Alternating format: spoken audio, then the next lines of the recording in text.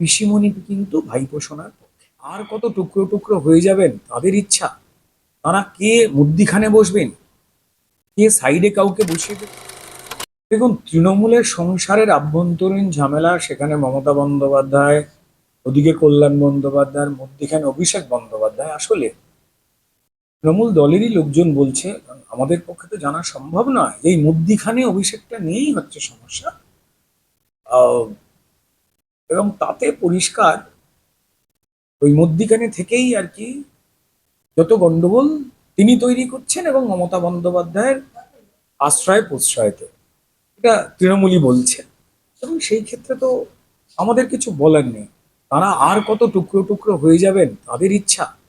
তারা কে মধ্যিখানে বসবেন, কে সাইডে কাউকে বসিয়ে দেবে, তারপর চেয়ার থেকে ঠেলে ফেলে দেবে, এটা তাদের অভিরুচি।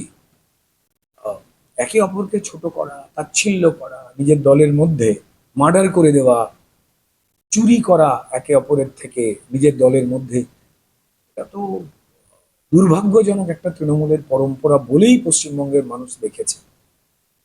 21শে জুলাইতেও তাই দেখা হলো, এবং দেখা হলো যে যত গন্ডগোলই হোক না কেন, পিসিমণি কিন্তু ভাইপো সোনার